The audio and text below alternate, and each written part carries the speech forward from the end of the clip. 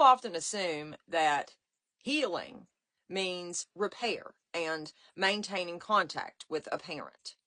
In reality, the unhealed child is far more likely to stay in contact, especially if there's harmful behavior present, because they still have that attachment bond.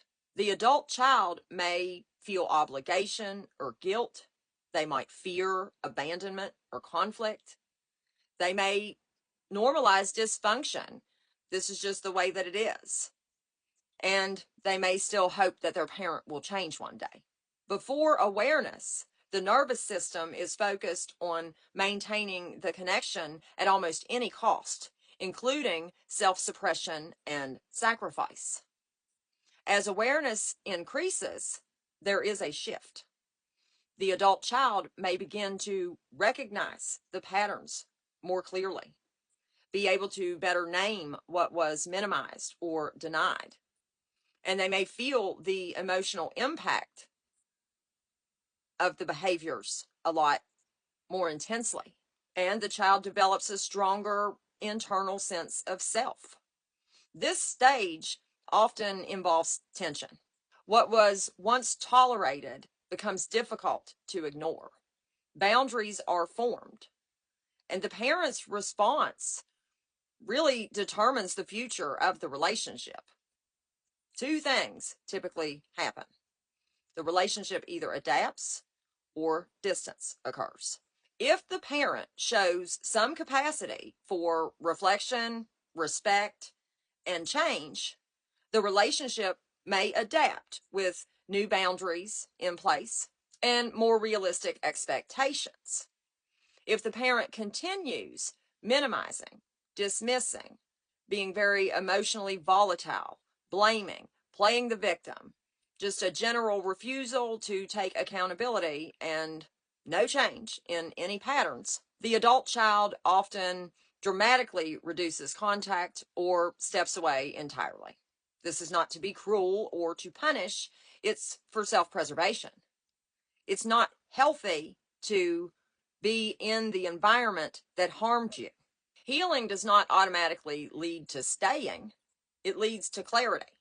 And clarity often includes distance.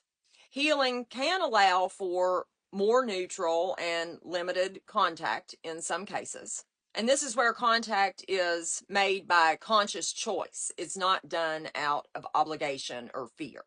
Emotional detachment decreases the need for approval, and so you just don't get triggered as much. Let them think what they want. They live in a delusion anyways. Interactions may become more present focused and surface level, similar to how you may engage with a coworker or an acquaintance. But it is nice to be able to do this if you have a lot of mutuals, you have siblings, there are reasons that you may need to be at an event with your parent, but you're not wanting to bring up or rehash old wounds, you're not wanting to repair. You just kind of keep it low contact, very stranger-like. That's kind of how I've treated my relationship with my mom my entire adult life. I have not felt comfortable telling her anything since junior high school, not anything of importance. So I kind of built this parallel life. When I was 35 and I got divorced and I decided I wasn't going to wear the mask anymore, she realized she had no idea who I was. And she has treated me with general disgust ever since. And that's okay, because my disgust started years and years and years earlier, decades earlier. And I outgrew her before I got out of elementary school, emotionally, literally.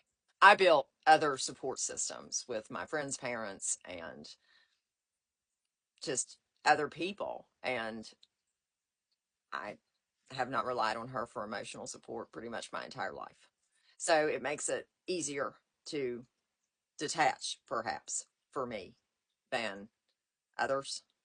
And I'm also an only child, so I don't have sibling obligations. Like, basically, you can adhere to my boundaries or you don't ever have to see me again. And that's one of her biggest fears. Ultimately, the outcome does not depend on the child alone.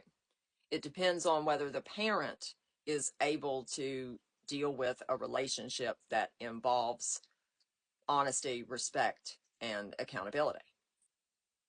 Have a good day.